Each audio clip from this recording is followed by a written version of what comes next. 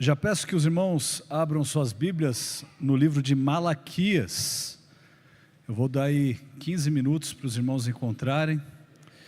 Enquanto os irmãos procuram esse livro, começarei aqui a minha introdução, dizendo que esse livro de Malaquias, nós vamos para o capítulo 1, ele não foi colocado na Bíblia de forma aleatória, ele foi colocado ali como o último livro do Antigo Testamento, de forma proposital. Assim como o livro de Gênesis, ele é um livro que trata do princípio das coisas, Malaquias também teve uma razão do porquê ele foi colocado ali no final de todo um período.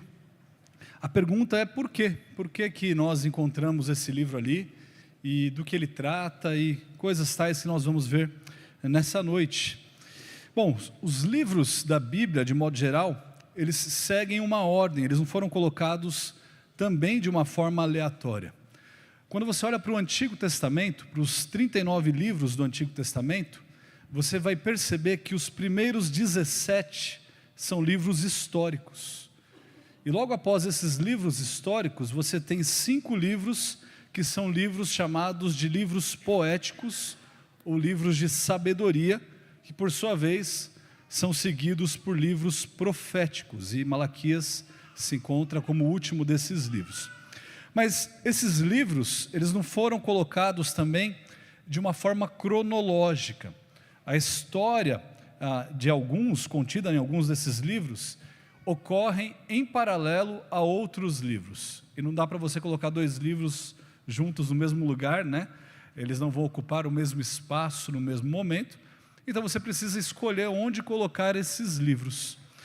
Então quando nós lemos, por exemplo, o livro de Salmos, nós estamos lendo um compilado de Salmos que foi escrito no mesmo período em que o livro de 1 Crônicas e 2 Samuel foi escrito.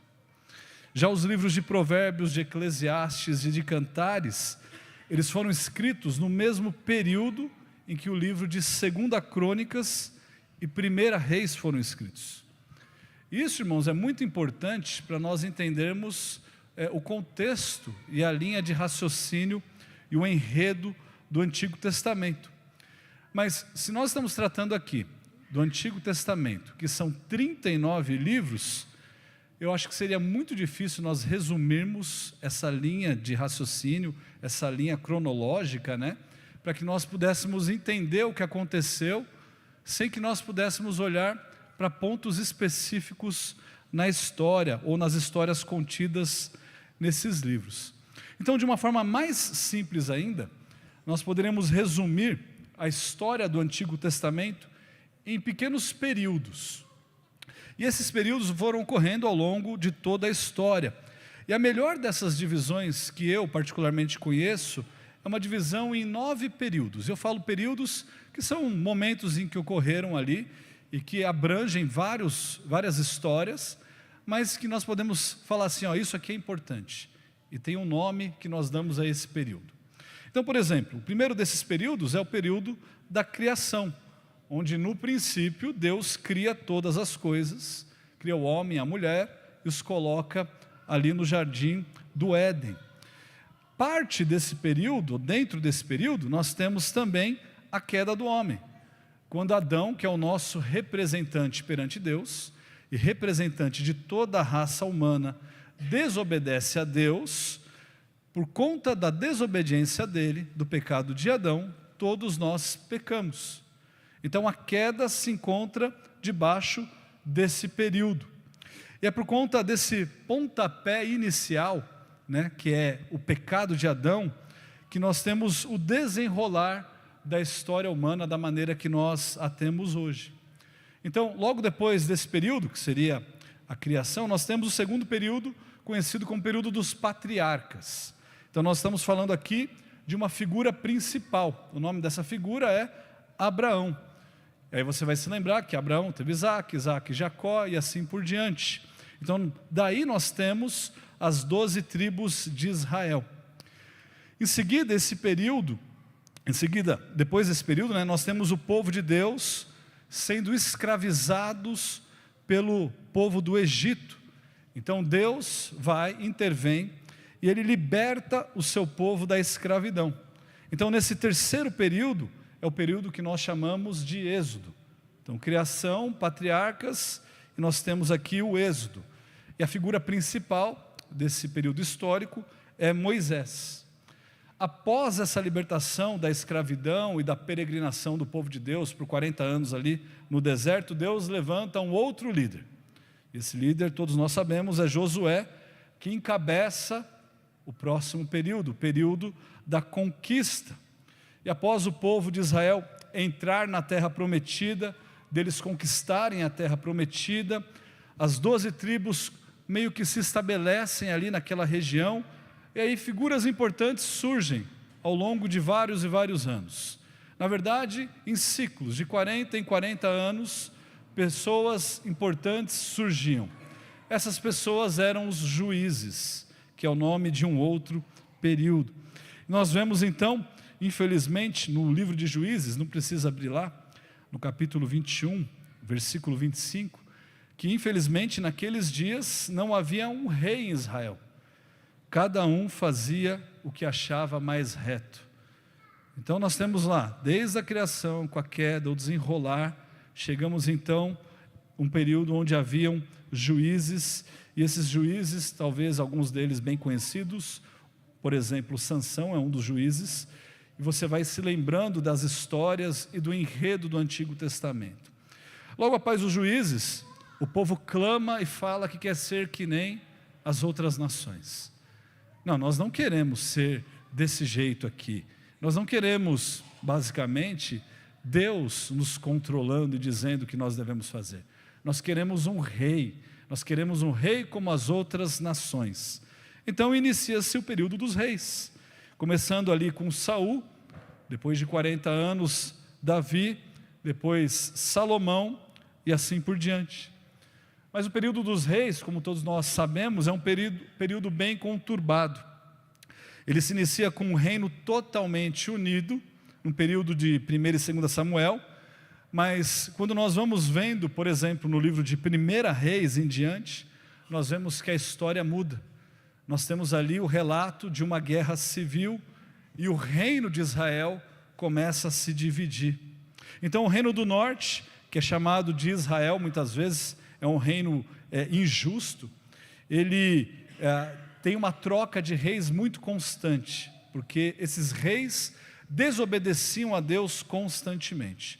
Já o reino do sul, que é chamado de Judá, era um outro reino, que era o reino também de Israel, fazia parte, né?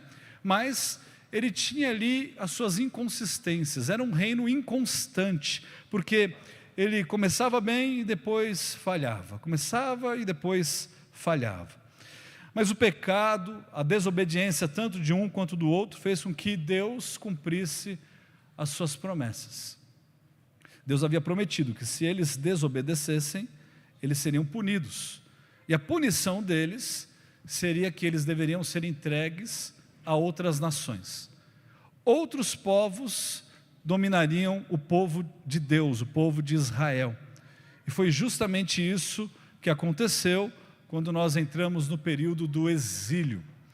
Então, no ano de 722 antes de Cristo, o reino do norte, primeiramente, é dominado pela Síria, e ele é disperso. E anos depois, como o profeta Jeremias prometeu, o reino do sul, o reino de Judá, também foi conquistado, mas foi conquistado agora pelos babilônicos, em 586 a.C. E esse exílio ele dura 70 anos, pelo menos ali para o reino do sul. Porém o nosso Deus não é qualquer um, Ele é um Deus misericordioso. Ele havia prometido que sim, o povo sofreria debaixo da mão dos seus opressores, mas que Ele libertaria o seu povo, que Ele livraria o seu povo dos seus inimigos. E esse momento chega. Então Deus liberta Israel, liberta o seu povo do exílio, e nós entramos no período chamado de retorno, quando o povo volta para a sua terra. E é exatamente aí, nesse período, em que nós encontramos o livro de Malaquias. Afinal, o livro de Malaquias, ele foi escrito pelo profeta Malaquias, cujo nome significa mensageiro, cerca de 100 anos depois do povo ter voltado do exílio. Você tem que lembrar que Esdras, Neemias, eles já haviam realizado as obras ali, eles já haviam reconstruído o templo, eles já haviam reconstruído a cidade.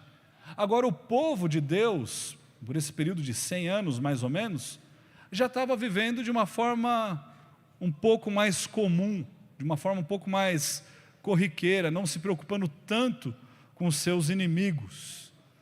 Mas é justamente aí que nós encontramos alguns problemas. Esse período que ele estava vivendo ali, de 100 anos, era um momento de frieza espiritual. Era um momento onde o culto não era realizado de uma forma sincera. As pessoas simplesmente cumpriam os seus deveres religiosos e elas achavam que Deus devia alguma coisa a elas por conta da obediência que eles estavam fazendo a Deus. Ou seja, eles realizavam atos, mas esses atos não eram genuínos, e esperavam que em troca Deus pudesse dar alguma coisa a eles, bênçãos. Na verdade, era isso que eles queriam. O povo não estava mais tão atento aos mandamentos de Deus quando eles voltaram do Egito, ou quando eles voltaram do Egito, ou quando eles voltaram do exílio, aliás, não do Egito. Eles estavam simplesmente acostumados com o dia a dia.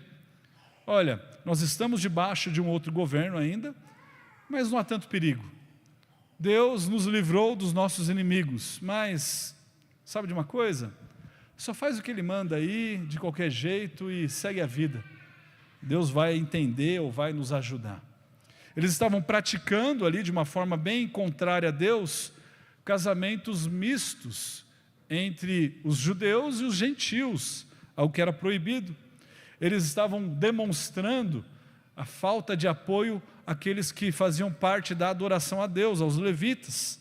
Eles estavam causando opressão àqueles que tinham maiores necessidades, os pobres, dentro do seu próprio povo. E não é porque Deus havia liberto ele dos inimigos, que eles haviam voltado do exílio, que tudo havia se tornado então 1000 maravilhas. Não. Na cabeça deles, no início, era maravilhoso. Mas sabe aquela sensação de que o dia vai passando, as coisas vão acontecendo, e nós simplesmente vamos vivendo e vamos nos esfriando. Ou como nós vemos no livro de Apocalipse, aquela igreja que perde o seu primeiro amor. Irmãos, a vida aqui não era uma vida fácil. Eles ainda estavam debaixo do governo ou do domínio político da Pérsia.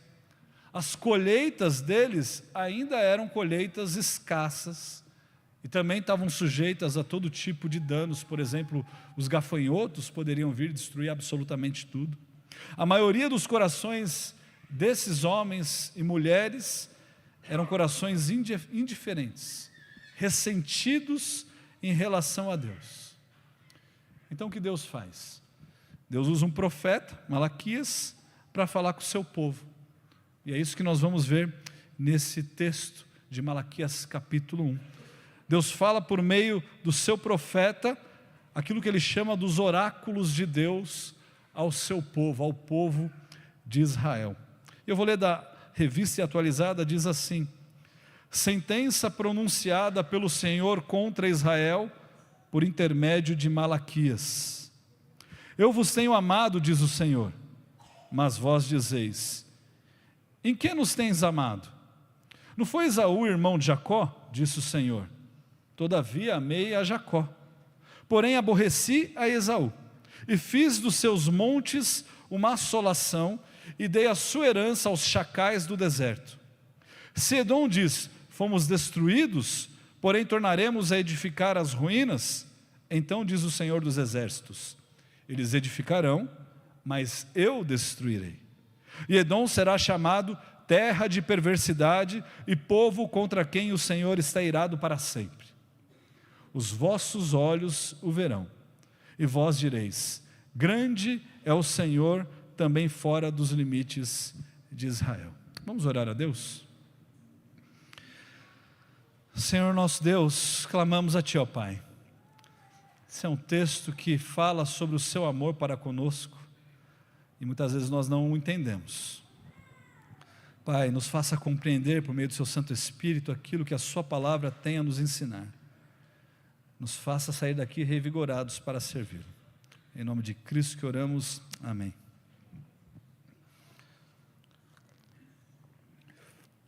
Veja pelo menos que na revista e atualizada o texto começa da seguinte forma: sentença pronunciada pelo Senhor contra Israel.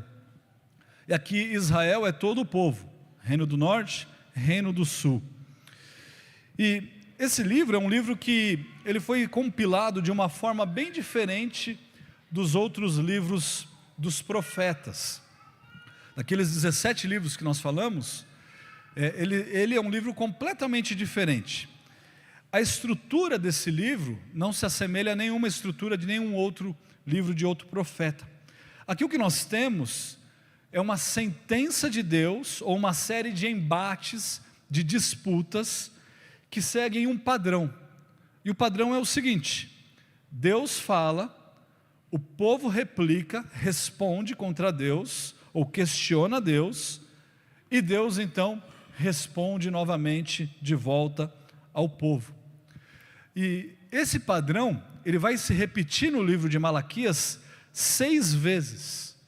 Deus lida com o seu povo, ensinando o seu povo dessa maneira por 6 vezes. O nosso foco hoje vai ser justamente do versículo 2 até o versículo 5, que é a primeira dessas disputas, ou desse diálogo entre Deus e o povo. E o diálogo começa da seguinte forma no versículo 2, diz assim: eu vos tenho amado. Quem disse isso? O texto diz o Senhor. Irmãos, nada mal nós começarmos com uma declaração dessa, não é verdade? Imagine se Deus pudesse falar de maneira audível a você, e aquilo que Ele falasse fosse as seguintes palavras: eu vos tenho amado. Eu vos tenho amado. Eu imagino que nós teremos aqui 2 respostas a uma declaração como essa. Em primeiro lugar, nós ficaríamos completamente felizes, confortados, mas por outro lado, isso seria assustador. Assustador. Eu vos tenho amado, diz o Senhor. Como que alguém poderia ousar questionar uma declaração de Deus como essa?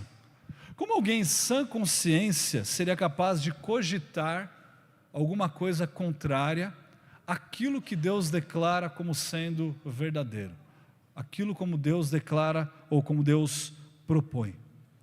Mas veja que foi exatamente isso que o povo fez.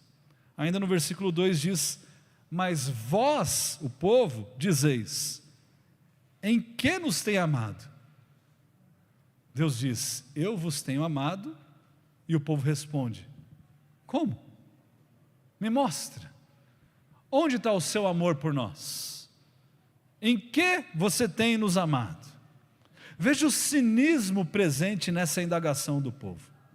Irmãos, eu acabei de relatar, ao longo de toda a história do Antigo Testamento, que eles acabaram de ser libertos do cativeiro. Fazia 100 anos que eles estavam de volta à sua terra, porque eles haviam sido libertos do exílio dos seus inimigos. E ainda assim, eles foram capazes de perguntar, em que nos tem amado? Eu imagino que talvez os problemas que eles estavam enfrentando no dia a dia possam ter levantado esse questionamento na vida deles. Talvez eles tenham tido algumas dificuldades após o exílio, não é verdade? Tiveram que reconstruir muitas coisas, tiveram que recomeçar muitas coisas, isso não é fácil. Talvez as promessas de um reino que eles nunca viram, não estava chegando do jeito que eles queriam. E se você for ver para os judeus até hoje, esse reino ainda não chegou. O Messias que eles tanto esperam, para os judeus, ainda não chegou. Talvez essa fosse a indagação e a inquietação que eles tinham. Eles estavam incomodados com isso. E esse é o tipo de indignação e de indagação que só é feito, na verdade, por alguém muito ingrato, por alguém com o coração endurecido. Talvez eu diria que, se você pensar num adolescente, eu gosto de pegar no pé dos adolescentes, né? Então, vamos pegar no pé dos adolescentes, vamos pensar num revolucionário de esquerda, num jovem revolucionário de esquerda, né? Que mora com seus pais, mas tem 30 e poucos anos, que come e bebe gratuitamente na casa dos seus pais, nunca trabalhou, mas obviamente tem um iPhone de última geração em mãos. E aí o pai vem e fala assim: filho, eu te amo. E esse jovem revolucionário tem a ousadia de falar: como? Você não me ama? Você não deixa eu ir no show de tal pessoa? É mais ou menos isso. Você vê um coração ingrato, você vê uma ingratidão transbordante saindo da boca desse jovem. Ele não consegue enxergar todas as coisas boas que os seus pais têm feito e fizeram para ele ao longo de toda a vida. Ele está vivendo de graça na casa do pai, comendo e bebendo, e ainda é capaz de reclamar. Mas o Senhor, quando Ele recebe essa indagação do povo, Ele não fica quieto. Ele responde. Dá uma olhada aí no versículo 3, ou ainda no versículo 2. Disse o Senhor: todavia, amei a Jacó, porém aborreci a Esaú, e fiz dos seus montes uma assolação, e dei a sua herança aos chacais do deserto. Bom, o que Deus está querendo dizer com isso? Se Deus tivesse respondido de qualquer outra forma, eu creio que nós não teríamos dúvida nenhuma. Porque assim, vamos ser sinceros, Deus, o Senhor falou que ama ao povo e tem amado ao povo. O povo replica: como? E a resposta que o Senhor deu é: eu amei a Jacó. O que Ele quer dizer com isso? E é isso que nós vamos ver. E o significado disso faz toda a diferença. Irmãos, o fato de Deus ter amado a Jacó é a resposta que nós precisamos, e era a resposta que o povo precisava. Veja o raciocínio de Deus aqui, eu vou ler aqui da versão NVI, a partir do versículo 3. Ele diz: eu amei a Jacó, no versículo 2, mas rejeitei a Esaú. Transformei suas montanhas em terra devastada, e as terras de sua herança em morada de chacais do deserto. Embora Edom afirme: fomos esmagados, mas reconstruiremos as ruínas, assim diz o Senhor dos Exércitos: podem construir, mas eu demolirei. Eles serão chamados terra perversa, povo contra quem o Senhor está irado para sempre. Vocês verão isso com seus próprios olhos e exclamarão: grande é o Senhor, até mesmo além das fronteiras de Israel. Irmãos, o que Deus está dizendo é o seguinte: eu amei a Jacó e eu odiei a Esaú. Eu escolhi a Jacó e eu rejeitei a Esaú. O que Ele está dizendo é que Deus, de uma maneira soberana, escolhe uma pessoa e os seus representantes, e Ele não escolhe a outra pessoa e os seus representantes. O foco do amor de Deus recai sobre Jacó e não sobre Esaú. Eles foram escolhidos livremente, eles foram escolhidos soberanamente, eles foram escolhidos incondicionalmente. Jacó e Esaú eram irmãos gêmeos. Não havia absolutamente nada em ambos que pudessem distingui-los, a não ser os pelos, talvez depois, né? Mas naquele momento da escolha divina, porque absolutamente nada que nenhum havia feito ou deixado de fazer seria motivo para que Deus pudesse escolhê-los. E o que Deus está dizendo assim: eu escolhi a Jacó. mas na sua infinita sabedoria, soberania, graça e amor, Ele derrama o seu amor sobre Jacó e os seus descendentes, ao mesmo tempo que Ele rejeita a Esaú. Na verdade, Ele deveria rejeitar ambos. Na verdade, Ele deveria condenar ambos. Ambos deveriam ser destruídos.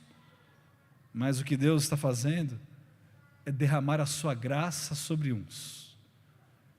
E quem somos nós para indagarmos contra Deus? Como o pastor John Piper diz, Deus, Ele facilmente poderia ter escolhido Esaú no lugar de Jacó. Mas o que Ele fez foi escolher Jacó no lugar de Esaú. Irmãos, a resposta que Deus dá ao povo é uma resposta contundente. O que Ele está dizendo aqui é que não há maior prova de amor que Ele poderia dar senão que essa. Como o Senhor tem nos amado? Ele disse, eu escolhi vocês. Eu escolhi vocês. Tem maior prova de amor do que essa? Foi sua livre escolha que permitiu que Deus fizesse isso. Foi o seu soberano poder que permitiu que Deus realizasse isso. Foi a sua escolha incondicional que possibilitou que o povo não fosse rejeitado, que fosse condenado. Nós acabamos de encerrar uma série de estudos no livro de Efésios, mas abra lá comigo, por favor, em Efésios capítulo 1, a partir do versículo 3.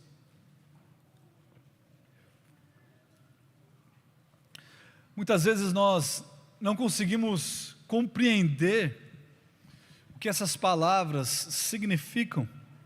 Deixe as Escrituras explicarem. Efésios 1, versículo 3 diz assim: Bendito seja o Deus e Pai de nosso Senhor Jesus Cristo, que nos abençoou com todas as bênçãos espirituais nas regiões celestiais em Cristo, porque Deus nos escolheu nele antes da criação do mundo, para sermos santos e irrepreensíveis em sua presença. Em amor nos predestinou para sermos adotados como filhos, por meio de Jesus Cristo, conforme o bom propósito da sua vontade, para o louvor da sua gloriosa graça, a qual nos deu gratuitamente no amado. Nele temos a redenção por meio de seu sangue, o perdão dos pecados, de acordo com as riquezas da graça de Deus, a qual Ele derramou sobre nós com toda sabedoria e entendimento, e nos revelou o mistério da sua vontade, de acordo com o seu bom propósito que Ele estabeleceu em Cristo, isto é, de fazer convergir em Cristo todas as coisas, celestiais ou terrenas, na dispensação da plenitude dos tempos. Nele fomos também escolhidos, tendo sido predestinados conforme o plano daquele que faz todas as coisas segundo o propósito da sua vontade, a fim de que nós, os que primeiro esperamos em Cristo, sejamos para o louvor da sua glória. Quando vocês ouviram e creram na palavra da verdade, o evangelho que os salvou, vocês foram selados em Cristo com o Espírito Santo da promessa, que é a garantia da nossa herança até a redenção daqueles que pertencem a Deus, para o louvor da sua glória. Você não treme diante dessa verdade? Deus está dizendo assim: sabe como eu tenho amado você? Se você reconhece que você é um cristão, que você se arrependeu dos seus pecados, que você buscou a Deus como o seu único Salvador, como o seu suficiente Salvador. Então Deus está dizendo assim: a maior prova do meu amor para você foi isso. Você não merecia absolutamente nada, e mesmo assim eu te escolhi. Como que nós somos capazes de duvidar do amor de Deus para conosco? Porque nós não somos diferentes do povo de Israel ali. Nós duvidamos do amor de Deus todos os dias, constantemente. Agora, depois de afirmar que Ele amou a Jacó, Deus, ele explica de uma forma veemente como que ele rejeitou e como que ele odiou a Esaú. Ele não só fala que escolheu a um, mas ele deixa bem claro o que ele faz com o outro. Deus, ele se opõe a Esaú no versículo 3, fiz dos seus montes uma assolação e dei a sua herança aos chacais do deserto. Não só isso, ele continua a se opor a ele constantemente. Versículo 4, ele fala assim, se Edoms, que são os descendentes de Esaú, os edomitas, dizem assim, fomos destruídos, porém tornaremos a edificar as ruínas, então diz o Senhor dos Exércitos, eles edificarão, mas eu destruirei.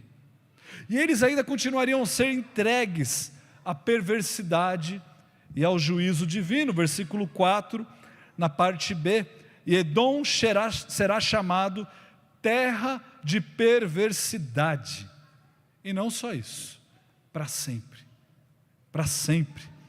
e povo contra quem o Senhor está irado para sempre. Agora a pergunta é a seguinte, por que Deus faz isso? Por que ele coloca essas 4 declarações tão fortes contra Esaú e seus descendentes? Eu creio que existem aí pelo menos 2 motivos para isso. Irmãos, eles precisavam dessas declarações para entender o quanto Deus os amou. Porque se eles não tivessem isso, como eles mediriam o amor de Deus nessa relação? Entende? Eles precisavam ver que se Deus não tivesse escolhido a eles e amado a eles, eles estariam exatamente nessa mesma condição, condenados, perdidos, eternamente debaixo da ira de Deus. E em segundo lugar, eles precisavam disso, para que eles pudessem de fato temer a Deus, para que eles pudessem temer a Deus. Afinal de contas, esse é o propósito do livro de Malaquias. Deus envia o seu profeta para que ele escrevesse, para que as pessoas pudessem temê-lo da maneira correta. Deus, como nós vimos há pouco, falando sobre o 5º mandamento, ele requer a nossa honra. Veja o que ele diz em Malaquias 1,6, ele diz assim, o filho honra o pai, e o servo ao seu senhor. Se eu sou pai, onde está a minha honra? Se eu sou seu senhor, onde está o respeito para comigo? Diz o Senhor dos Exércitos a vós outros, ó sacerdotes que desprezais o meu nome. Vai para o versículo 14, olha o que ele diz, maldito seja o enganador que tendo no rebanho um macho sem defeito, promete oferecê-lo e depois sacrifica para mim um animal defeituoso, diz o Senhor dos Exércitos. Pois eu sou um grande rei, e o meu nome é temido entre as nações. Malaquias 2,5, vira a página. Minha aliança com ele foi de vida e de paz, ambas lhe dei eu, para quê?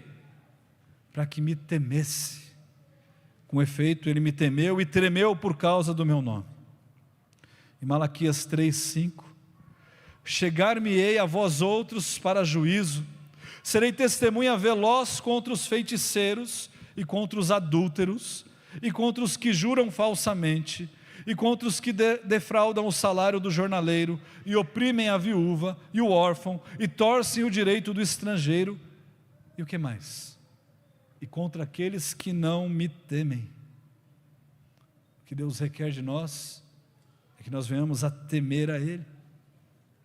Você teme a Deus? Você ama a Deus? Porque temer a Deus requer amor a Deus. E talvez a pergunta que nós deveríamos fazer fosse a seguinte: será que eu também duvido do amor de Deus por mim? Essa não é uma maneira mais fácil de nós entendermos isso? Porque falar assim que nós tememos a Deus é fácil para todo mundo. Afinal de contas, estamos na igreja. Sou cristão, eu temo a Deus. Mas o ponto não é esse. O ponto é, você duvida do amor de Deus para com você? Não? Será? Será mesmo? Será que você não coloca o amor de Deus em xeque ao longo da semana? Ou quando você está passando por alguns problemas que nem são tão grandes assim? Talvez você não coloca o amor de Deus em xeque quando as coisas não acontecem do jeito que você esperava? Nós colocamos o amor de Deus em xeque quando nós somos diagnosticados com algumas doenças. E a partir daí, o nosso coração se vai. Aí eu falo, como que um Deus que me ama tanto poderia me deixar debaixo de um problema como esse? Deus é injusto. Você perde o emprego, aí você não consegue conciliar o amor de Deus com a sua necessidade, porque afinal de contas, você tem família para cuidar, não é verdade? Então Deus não me ama. Veja, a gente pode continuar aqui a noite inteira. Olha, eu não sou casado, eu não sou casada. O meu sonho era casar e Deus não me envia o príncipe encantado. Talvez Deus não me ame. O que eu mais queria na minha vida era ter filhos. Aí você vem aqui para a igreja, você vê aqui 200 crianças, tropeça em algumas delas, né, durante o culto, se incomoda com algumas gritando e tal, nunca as filhas do pastor, tá bom? Mas aí você fala assim, e eu, Deus? Você esqueceu de mim? Deus não me ama, eu não tenho filhos, eu não consegui terminar meus estudos, eu não consegui entrar na faculdade que eu queria, eu não consegui o cargo que eu queria, eu não consigo desenvolver um relacionamento saudável com a minha própria esposa ou o meu próprio cônjuge. Irmãos, no que o seu amor a Deus está firmado? No quê? Você somente ama a Deus em troca de bênçãos? É isso que você está dizendo para mim? Como é que você pode falar então que a sua fé difere muito da fé daqueles que promovem a teologia da prosperidade? Você só mudou, você só trocou dinheiro por qualquer outra coisa, e essa outra coisa foi substituta do próprio Deus. Irmãos, ao duvidarmos do amor de Deus por nós, nós necessariamente estamos duvidando do caráter de Deus. Nós necessariamente colocamos o caráter de Deus em xeque, porque o que nós estamos fazendo é não acreditar nas palavras dEle, naquilo que Ele disse, do versículo 3 até o versículo 5. Portanto, o que nós estamos fazendo é desprezando a Deus e não temendo a Ele. Essa primeira disputa, esse primeiro diálogo entre Deus e o povo, é uma demonstração de que a escolha soberana de Deus por nós é a mais pura demonstração de amor que Deus poderia dar para conosco. Deus me escolheu, por quê? Por quê? Por que eu? Por que você? Por que Ele não me condenou como Ele condenou outras pessoas? Por que Ele não rejeitou a mim como Ele rejeitou outras pessoas? E a prova do seu amor foi justamente o fato dele ter enviado o seu Filho. Paulo diz em Romanos 5:8, mas Deus, Ele prova o seu amor próprio, o seu próprio amor para conosco, pelo fato de ter Cristo morrido por nós, sendo nós ainda pecadores. Eis aí a demonstração de graça, favor imerecido. Não merecíamos absolutamente nada além de condenação, mas graças a Deus que Jesus dá a sua vida por suas ovelhas. E como que você poderia duvidar então de um amor tão grande? O próprio Deus se entregando na pessoa de Cristo, por pecadores como eu e como você. Irmãos, nós precisamos aprofundar a nossa compreensão do amor de Deus para conosco. E para isso nós precisamos entender os atributos de Deus, o caráter de Deus. Por isso que teologia é importante. Por isso que você precisa ler a Bíblia, por isso que você precisa estudar. Porque se você não entender a teologia, você vai começar a tratar a Deus como o cara lá de cima, como seu coleguinha, como um cara legal, como um Papai Noel e assim por diante. Então, como uma lição de casa, lembre-se de reler a história de alguns personagens bíblicos, que talvez vão trazer luz ao amor de Deus por eles e por você. Deus amando a Davi. Mas Davi era o homem segundo o coração de Deus, sim. Essa declaração vem antes de Davi pecar, né? Não que ele não pecasse antes. Mas e depois? E depois da segunda metade do livro de 2 Samuel, o que acontece? Ladeira abaixo. Pecado atrás de pecado, destruição atrás de destruição, e Deus ainda amou a Davi. E Ruth? E Noemi? Que tal a parábola do filho pródigo que Jesus nos ensina? Lê essas passagens, reflita sobre elas. Ou melhor ainda, lembre-se do que Deus fez na sua vida. Antes de você ser salvo, quem era você? Em quais pecados você estava embaraçado, enlameado? Veja a obra milagrosa que Deus realizou na sua vida. Lembre-se, irmãos, das palavras de Paulo em Romanos 8, 38 e 39. Porque eu estou bem certo de que nem a morte, nem a vida, nem os anjos, nem os principados, nem as coisas do presente, nem do porvir, nem os poderes, nem a altura, nem a profundidade, nem qualquer outra criatura poderá separar-nos do amor de Deus que está em Cristo Jesus, o nosso Senhor. Irmãos, não há maior manifestação de amor do que essa. Deus me salvou, te salvou.